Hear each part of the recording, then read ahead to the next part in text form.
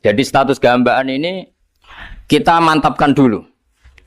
Jangan ada status lain kita di depan Allah kecuali status kehambaan. Saya punya analogi dan itu saya ulang-ulang karena di antara ciri Quran itu mengulang-ulang sesuatu yang harus jadi pegangan. Saya ulang lagi, di antara ciri Quran itu mengulang-ulang sesuatu yang jadi pegangan. Jika kita belajar ilmu fisika atau ilmu apa saja, maka kita akan bicara materi sesuai statusnya. Jadi kita harus latihan untuk iman kepada Allah. Saya tanpa mengurangi rasa hormat, saya memberi contoh begini ya. Ini jam, materinya dari besi. Ini kertas, materinya ya kertas. Tentu secara fisik, orang akan bilang jam ini lebih kuat timbang kertas.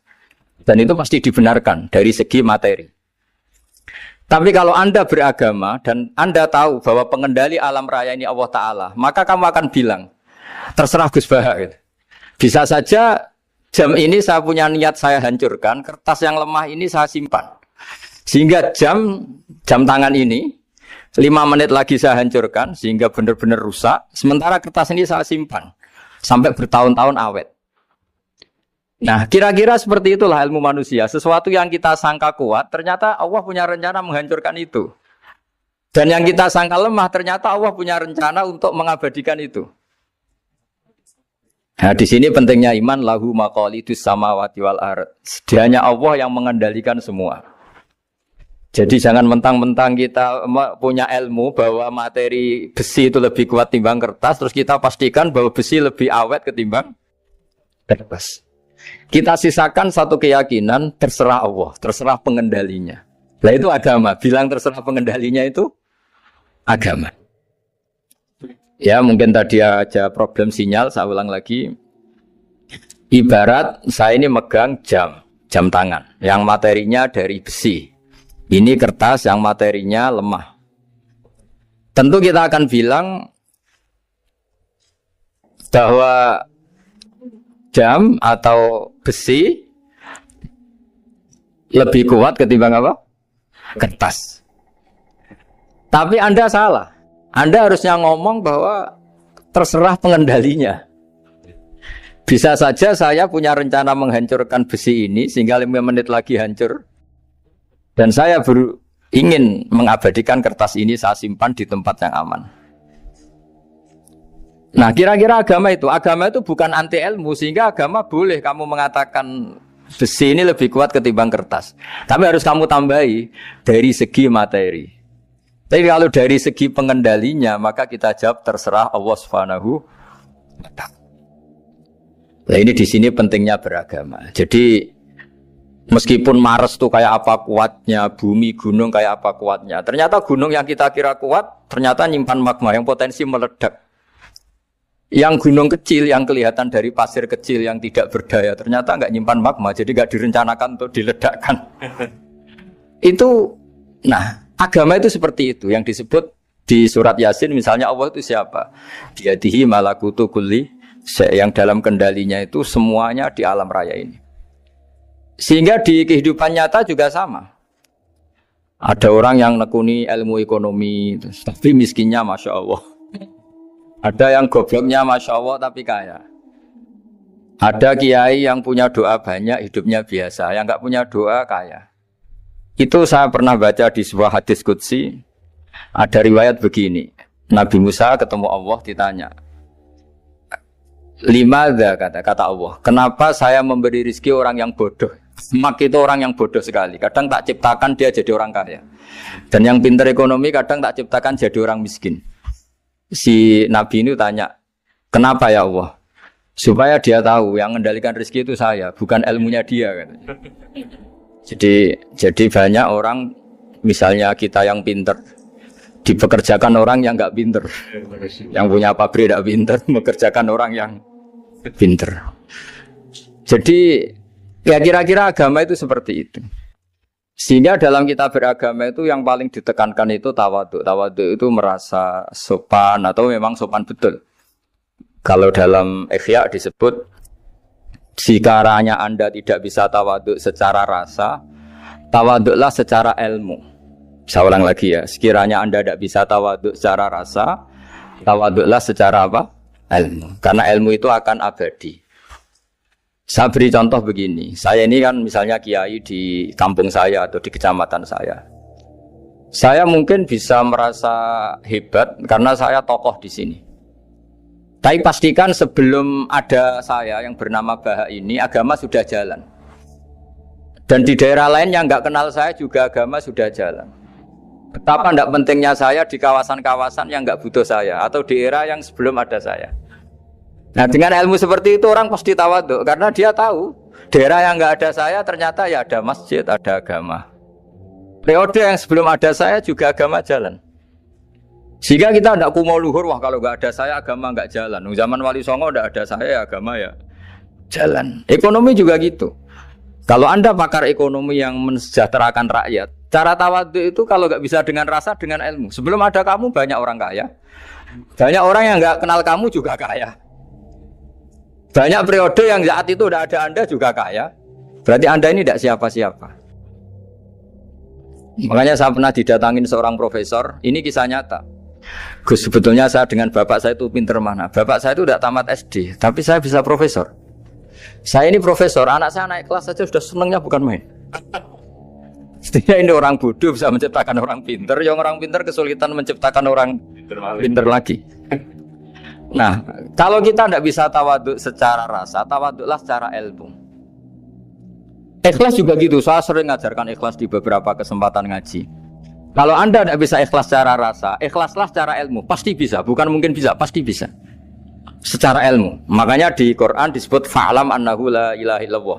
Ilmu, fa'lam itu dari kata ilmu. Saya beri contoh, saya mulai kecil sampai sekarang. Sekarang saya sekitar umur 50 tahun. Mulai kecil sampai sekarang itu ya bilang kalau kertas ini putih. Itu ya ada yang gaji, ada yang bayar. Tapi saya selalu bilang kertas ini putih. Yang hitam ya saya katakan hitam, yang merah saya katakan merah. Kenapa? Karena itu fakta. Saya ulang lagi, karena itu fakta. Sehingga saya untuk mengatakan putih tidak perlu ada yang bayar. Sehingga ketika kita latihan sholat, latihan ibadah dan mengakui Allah itu sebagai Tuhan kita, kita akan malu. Loh, faktanya Allah itu kan Tuhan. Mau mengatakan fakta kok minta upah ini gimana? Kita mengatakan Allah Tuhan itu sama dengan mengatakan kertas ini putih. Sama-sama itu fakta. Sama seperti saya mengatakan Pak Jokowi itu presiden kami. Itu kan fakta. Masa nunggu kalau dikasih BLT katakan presiden, kalau enggak ya enggak. Itu kan ribet jadi. Pak Manut misalnya rektor UGM, mbok saya enggak digaji di sana atau enggak kerja di sana bilang kalau beliau itu rektor. Pak Ganjar gubernur Jawa Tengah, mbok saya dikenal apa enggak ya beliau tetap gubernur. Lama sekali kita mengatakan fakta itu ikhlas. Ikhlas itu artinya enggak minta apa-apa. Karena kita ingin ngomong sesuai fakta. Nah Allah Tuhan itu fakta gitu. Nah kenapa untuk mengatakan Allah Tuhan nunggu? Dah, saya ini Tuhan kamu. Ya nunggu dulu Gusti, kalau engkau masukkan kami ke surga, engkau Tuhan. Kalau enggak ya enggak jadi. Tidak bisa seperti itu. Ya Allah tetap Tuhan. Nah, kalau Anda tidak bisa ikhlas secara rasa, ikhlaslah secara ilmu. Ilmu ya tadi kita akan selalu bilang yang putih putih, yang hitam hitam. Makanya ini pentingnya ilmu. Tawaduk juga gitu. Kalau Anda ditakdir orang yang GR, yang gede rumongso, ditakdir orang yang kumo luhur, secara rasa bisa dilawan secara ilmu. Ada periode di mana sebelum ada kita yang kaya ya banyak, yang dapat hidayat ya banyak, yang terpelajar ya banyak. Ada daerah yang nggak kenal kita, nyatanya pendidikan di situ jalan, sistem sosial baik. Betapa tidak pentingnya kita. Nah ini nanti memaksa kita atau melatih kita untuk tawaduk. Nah dari hikmah ilmu itu kemudian kita minta maaf sama orang lain itu mudah. Karena kita sadar bahwa adanya kita ini problem. Saya sering digojlok orang-orang kaya. Orang-orang kaya itu ya kadang agak kurang ajar tapi nggak bisa dibantah. Begini, pernah tanya saya gini, Gus, saya ini punya mobil mahal, harganya 2 miliar. Kayaknya yang berak pakai jalan raya saya kan. Bisa, bayarnya pajak saya mahal. Sehingga kayaknya paling pantas saya. Yang naik ontel itu kan nggak bayar pajak, harusnya nggak boleh pakai jalan gitu.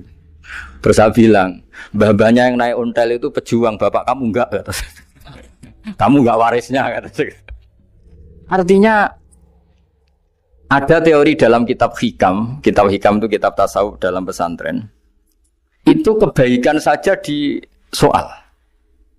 Misalnya begini, kita ini bangga sebagai urip yang tertib, hidup yang tertib di kantor, di tempat-tempat pekerjaan. Tapi kalau itu semua terjadi, kalau ada kecelakaan di jalan itu gak ada yang nolong langsung. SAR paling efektif, tim penolong paling efektif ya orang-orang nganggur itu. Orang-orang yang di jalan-jalan, di perapatan itu kalau ada kecelakaan langsung nolong. Itu nanti ambulan itu yang kedua, ketiga, yang nolong pertama ya orang-orang yang nganggur-nganggur di jalan itu. Ada orang tersesat nolong. Maka ketika seorang sahabat tanya, ya Rasulullah, kalau engkau melarang kita jagongan di jalan, itu kita tidak bisa. Tapi kata Nabi, ya silahkan saja, tapi adu haqqat thoriq, kamu di jalan itu datangkan. Apa itu? Ya kamu bisa amar ma'ruf nahi mungkar. Coba kalau di terminal, di tempat publik banyak orang yang soleh, itu nanti copet ya sungkan. Yang mau jambret ya sungkan, karena yang di situ orang-orang soleh. Nanti yang enggak sholat juga sungkan, karena yang di situ banyak yang sholat. Jadi kenyamanan orang pergi jauh di tempat-tempat sepi itu ya barokahnya orang-orang nganggur terus ngaji, wah nengkono masih rame ya, ada orang yang di perapatan, di pertigaan. Bayangkan kalau ini orang-orang soleh, pasti itu nyaman. Karena wilayah publik dihuni orang-orang yang soleh. Tapi orang pasti bilang itu nggak tertib. Kita inginnya hidup ya tertib di kantor atau yang suka di masjid, di masjid. Tapi kalau itu terjadi, itu nggak ada tim SAR gratis yang setiap saat kalau ada orang kecelakaan nolong. Makanya dalam makalah hikam itu paling masyhur diantaranya itu manusia itu siapa? Manusia itu mangkanat mahasinuhu masawiyah, fakih falatakun masawihi masawiyah. Manusia itu orang yang saat baik saja ada salahnya, apalagi masalah. Jadi kalau kamu punya toko lagi laris dan saat laris itu Anda ngerumat keluarga Anda melakukan kebaikan pada keluarga Anda, pasti ada toko lain yang termahjubkan, yang tersingkirkan. Makanya saya pernah diskusi sama kiai besar, guyonan sama saya. Kita kalau kiai besar sebaiknya kalau diundang di musala kecil datang apa enggak? Kata kiai yang satu, jangan datang Gus, itu jatahnya kiai kecil. Terus kata yang satu, datang Gus sebagai bukti tawaduk bahwa kita kiai besar pun mau diundang yang kecil. Akhirnya kita ini ya kadang datang kadang enggak, karena kadang kita enggak datang supaya jatah rezeki kiai kecil enggak terambil. Kadang yang mau datang supaya dikira tawaduk. Makanya kalau seorang profesor sering turba di bawah itu ya kasihan yang S1, SPDI itu kan nanti gak jadi bintang kalau profesornya sering turun. Kalah terus itu. Jadi kadang-kadang itu orang itu harus berpikir secara ilmu, jangan rasa terus. Jadi itu ilmu. Jadi semua yang kebaikan yang kita lakukan itu secara ilmiah bisa diperdebatkan. Ada orang senang ngomong serius supaya bangsa ini maju. Tapi bapak saya itu pesan saya, kamu kalau ngiyai itu jangan sering ngomong serius kan. Masyarakat sudah capek mikir utang, mikir keluarga. Jadi itu sowan kiai dijak ngomong serius lagi nanti capek kan. Sehingga kiai dulu itu kalau ketemu orang ya guyon terus. Karena tahu masyarakat sudah capek. Sudah banyak yang takut tanggal kredit gitu. Sudah takut tanggal kredit, takut problem sowan kiai diancam neraka lagi, itu kan ketakutan berkali-kali. Jadi makanya ini kan kebaikan itu dievaluasi karena kita tidak nabi, tidak wali. Jadi kalau kata hikam itu apa yang Anda kira baik itu ada masalah, apalagi sedang masalah. Saya sering cerita ada orang suami istri harmonis sekali. Itu tanyakan ibunya, pasti mulai gak peduli dengan ibunya karena terlalu harmonis dengan istri. Tapi itu pasti bukan mungkin lagi. Jadi jangan tanya istrinya, tanya ibunya. Oh, jok nikah lupa saya. Ngalor ngidul sama istrinya. Tanyakan temannya. Wah, itu jok nikah lupa temennya. Tapi yang baik sama teman, tanyakan istrinya. Jatah belanja untuk ngopi. Begitu terus itu. Jadi siklus sosial itu. Nah, di sini pentingnya saling minta maaf karena dalam kebaikan kita pasti ada kesalahan. Ketika karir kita baik di pemerintahan maupun di kampus, pasti dengan sendirinya ada yang agak tersingkirkan. Meskipun itu sudah hukum alam, tapi apapun itu kita harus minta maaf.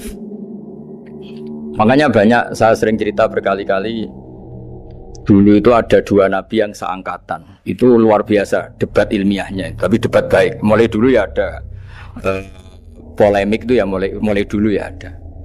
Yang Nabi Yahya itu suka berkawan orang-orang soleh. Kalau ditanya kenapa kamu berkawan orang-orang soleh, ya enak lah, karena berkawan orang soleh. Yang Nabi Isa sering berkawan orang-orang yang nggak jelas. Ditanya, kenapa anda suka berkawan orang-orang yang nggak jelas? Innama ana tabibun udawil mardo. Nabi dan kiai itu ibarat dokter, ya tentu menyembuhkan yang sakit. Kalau anda seorang dokter pasti neliti daerah-daerah pandemi, masa neliti daerah sehat? Nah, jadi dulu bapak wasiat ke saya gitu, kowe nak jadi kiai kayak bengkel. Jadi kiai itu kayak bengkel. Kalau nggak siap dadani orang nggak jelas ya jangan jadi kiai kan. Itu ya, tapi kan masalahnya kita sendiri solehnya pas-pasan, takut terkontaminasi. Jadi yang jelek bukan jadi baik, kita yang baik jadi jelek. Nah itu kan mulai dulu ya polemik sejauh mana kita punya kekuatan untuk tidak terpengaruh yang negatif. Yang negatif terpengaruh kita menjadi positif. Jadi ini cerita-cerita sawalan bahwa dalam kebaikan kita itu ada kesalahan. Maka kita tetap istighfar, tetap saling minta maaf. Dulu bapak saya kalau diceritain ada seorang kiai sampai sepuh jadi imam masjid, istiqomah sekali. Dulu bapak saya itu guyu. Ya istiqomah, tapi wong liya terus ra iso dadi kader. Jadi calon-calon kiai ini sudah putus asa karena nggak pernah punya kesempatan jadi imam. Jadi di balik istiqomah itu ya ada memakjubkan orang lain. Makanya alhamdulillah di Indonesia itu ada pegawai pensiun. Kalau enggak habis itu. Karena yang anyar-anyar itu mesti ini kurang pengalaman, ini kurang senior. Tapi baru kan ada pensiun kan gantian. Masalahnya di dunia kiai itu udah ada pensiun. Tambah sepuh tambah mantap, sepuh tambah mantap. Nah itu sebaiknya ya mulai mundur-mundur sedikit dari imam masjid itu. Ya nyari-nyari yang lain lah supaya ada kaderisasi, ada. Jadi intinya itu di balik kebaikan yang kita lakukan pun itu ada masalah sehingga kita butuh istighfar. Di sini pentingnya dawuhnya para wali-wali, dulu ada istilah wastighfaruna yahtaju ilal istighfar. Ketika kita minta maaf, sebetulnya minta maaf sendiri itu butuh minta maaf lagi. Minta maaf lagi itu butuh minta maaf lagi. Misalnya saya dengan Mas Hilmi ini akrab, pernah pakai uangnya misalnya. Itu kadang kita bayar itu malah tersinggung, kok kayak orang lain saja bayar. Minta maaf juga gitu, kalau kamu punya teman akrab terus minta maaf resmi itu tersinggung, kayak wong liya ae jaluk sepuro. Jadi kadang jaluk sepuro itu malah masalah. Itu kan sama, kamu punya teman akrab terus kalau mau main assalamualaikum, saged masuk napa boten, angsal boten. Boleh enggak main, itu mesti teman kamu tersinggung, kok kayak orang lain saja. Artinya ketika Anda merasa benar karena protokoler ketika masuk ke teman, ternyata itu salah. Teman kamu maunya enggak protokoler karena sudah akrab. Tapi ketika kita merasa akrab, ternyata selonang-selonang dianggap problem, kita tidak pernah tahu. Nah di sini kata ulama-ulama, minta ampun itu kebutuhan manusia karena dalam kebaikan kita pasti ada kesalahan. Makanya disebut wastighfaruna yahtaju ilal istighfar. Kita selalu diajari Rabbana dzalamna anfusana, ya Allah, kita ini selalu mendolimi diri kita sendiri. Jadi saat kita baik pun ada unsur kesalahan. Yaitu tadi, kalau Anda jadi orang pasti ada yang termahjubkan. Kalau Anda kiai besar atau profesor atau pejabat turun ke bawah. Ya kalau gubernur turun terus ya bupati gak jadi bintang. Kalau saya kiai besar misalnya turun terus ya kiai kampung itu ya kasihan. Saya pernah diundang Manakipan tidak datang itu kiai kecil bilang matur nuwun Gus gak teko. Aduh iwake gak untuk saya katanya. Weh barokahnya saya ada. Itu lucu ya matur nuwun betul. Matur nuwun Gus jenengan gak dugi jadi. Akhirnya jatah besarnya untuk saya. Nah, tapi yang punya rumah komplain. Gus udah ora tau teko PP aku wong cilik. Nah ini saya harus mendahulukan versi Sohibul Bait yang punya rumah apa versi kiai yang termahjubkan. Artinya pilihan apapun saya harus istighfar karena ada saja unsur salahnya. Ya makanya ini kan, makanya ya saya minta UGM juga saya sering undang saya terus nanti dikira karena kampus besar Gus Bak mau juga keliru lagi. Kalau 1-2 kali mungkin boleh, kalau keseringan ya nggak boleh. Nanti itu dikira saya maunya hanya sama kampus besar, padahal saya sama RT ya sering datang juga. Nah ini yang terakhir saya bacakan teks otoritatif sebagaimana janji saya. Kata Rasulullah SAW di sebuah hadis. Ini terakhir nanti supaya nggak lama-lama saya juga punya wadhifah. Ada orang itu punya hutang. Hutang itu ya hutang, memang hutang. Singkat cerita orang itu tidak bisa bayar sampai akhirat. Dan aturannya Allah, orang yang punya hutang tidak bisa bayar ini harus diaudit, harus diselesaikan di akhirat. Kalau tidak bisa diselesaikan di dunia, diselesaikan di akhirat. Walhasil akhirnya di akhirat itu ditagih dan tidak mampu bayar. Karena di akhirat sudah tidak ada kredit, tidak ada ATM, tidak ada apa saja. Terus kata Allah, solusinya kebaikan kamu dikasihkan yang ngutangi. Ternyata kebaikan dia tidak cukup juga. Bayarnya apa? Kejelekan yang ngutangin dikasihkan yang utang. Kayak apa celakanya? Kebetulan yang ngutangi salahnya banyak, ini kan repot. Tapi Allah itu tidak suka kalau ada orang mukmin yang satu saudara kemudian masuk neraka karena saudaranya ini. Kata Allah, jika ini masuk neraka berarti disebabkan komplain atau ketidakikhlasan temannya yang mukmin. Masa orang mukmin menyebabkan mukmin yang lain masuk neraka? Allah tidak ingin. Makanya di antara nikmatnya beragama itu ukhuwah, persaudaraan. Baik persaudaraan atas nama iman atau atas nama kebangsaan atau atas nama kemanusiaan. Akhirnya si yang ngutangi ini tadi, jangan dibahasakan kreditur, nanti kita kayak bank, yang ngutangin lah nanti. Ya bahasa gampangnya yang ngutangin, karena tidak semua orang ngutangnya sama bank. Sama Allah ditunjukkan satu surga yang luar biasa. Nanti tak baca teks Arabnya ya, supaya dapat berkahnya bahasa Arab. Terus saking mewahnya surga itu, si yang ngutangin tanya, ya Allah itu untuk nabi siapa? Karena semewah itu pasti untuk kelas nabi. Atau untuk wali siapa? Katanya, terus kata Allah, sabda Allah, untuk siapapun yang mampu membeli. Lalu siapa yang bisa membeli surga semewah itu? Kamu bisa. Terus, dengan apa ya Allah? Kamu mengampuni teman kamu itu. Kamu bebaskan dari utangnya. Nanti tak kasih surga itu. Terus, akhirnya sama Allah, kata orang itu, ya Allah saya bebaskan. Ya sudah, kamu berdua masuk surga. Karena Allah tidak ingin ada kasus aneh. Dua orang mukmin ini kan bersaudara. Masa bersaudara kemudian yang satu menjadi penyebab masuknya neraka karena ini tidak mau memaafkan. Artinya kalau kita sawalan itu harus benar-benar mau memaafkan, karena kalau tidak Anda menjadi penyebab teman kamu masuk neraka. Jadi kita janganlah jadi orang mukmin yang menjadi problem bagi saudara kita. Jadi makanya saya itu berharap ada wali utang saya tidak bisa bayar, karena ini masih dibela-belain Allah ini. Karena Allah nggak ikhlas kalau ada walinya masuk neraka. Jadi kalau ada wali utang kamu, itu utangin saja, doain nggak bisa nyaur, no? Nggak bisa bayar. Nanti ini akan dibela-belain Allah di akhirat. Karena wali ini nggak pantas masuk neraka. Ya, jadi kalau ada wali utang kamu mau bayar, sudah Anda tidak usah bayar, nanti di akhirat saja. Lah yang ribet kalau yang kamu utangin dia ahli neraka, kamu nagihnya disuruh masuk neraka. Nah, itu ribet itu. Sudah utang dia ahli neraka. Ya tak baca teksnya supaya ini ada di kitab Ihya halaman 197 juz 2. Status hadisnya waqala sahihul isnad, kata Imam Hakim, hadis ini sahihul isnad. Saya baca Arabnya nanti insyaallah sebagian ya supaya kelihatan teks aslinya di bab hukukul muslim. Nama Rasulullah sallallahu alaihi wasallam jalisun izdhika hatta badat sanaya. Nabi ketika santai-santai duduk tahu-tahu tertawa sampai gigi depannya itu kelihatan. Jadi tertawa sangat sampai gigi depannya kelihatan. Yang notabene beliau sering hanya senyum, kali ini tertawa betul sampai gigi depannya kelihatan. Faqala Umar radhiyallahu anhu, ya Rasulullah bi abi anta wa ummi malladhi adhakaka.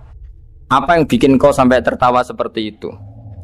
Qala rajulani min ummati jasaya baina yaday rabbil izzah. Dua lelaki dari umatku sama-sama sungkeman nuntut keadilan di depan Allah. Jasaya itu sungkem. Duduk bersimpuh itu kalau dalam bahasa Arab itu apa? Namanya jasiyah. Faqala ahaduma ya rabbi khudli madlamati min hadza. Faqala wa rudda ala akhika madlamata. Qala ya rabbi lam yabqali min hasanati syai'un. Faqala wa ta'ala li talib kaifa tasna'u bi akhika wa lam yabqalahu min hasanati syai'un. Faqala ya rabbi falyahmil anni min auzari. Kalau kebaikannya dia tidak cukup, ya salah saya supaya ditimpakan ke dia. Terus summa fadat aina Rasulillah sallallahu alaihi wasallam bil buka. Nabi di tengah-tengah cerita tuh nangis. Senangis-nangisnya karena habis seneng lalu nangis karena ini kan kebaikannya sudah dikasihkan habis cukup enggak cukup. Akhirnya kejelekan yang ngutangin ini diberikan. Makanya kalau kamu ingin masuk surga, utangi orang-orang soleh sebanyak-banyaknya. Dan doain nggak bisa apa? Nyawa. Tapi tak jamin orang soleh itu nggak suka utang. Karena hidupnya sederhana ini. Kayaknya saya tidak akan utang Mas Hilmi itu. Karena orang soleh itu hidupnya sederhana, pasti tidak butuh. Kalaupun utang paling ya untuk makan, kan gampang nyaurnya apa? Terus kata Rasulullah, faqala inna dzalika la yaumun 'azimun yauma yahtadun nasu fihi ila yuhmala anhum min auzarihim. Terus fayaqulu wa ta'ala lil mutadzallim irfa basarak. Coba kamu lihat yang di sana itu ada apa?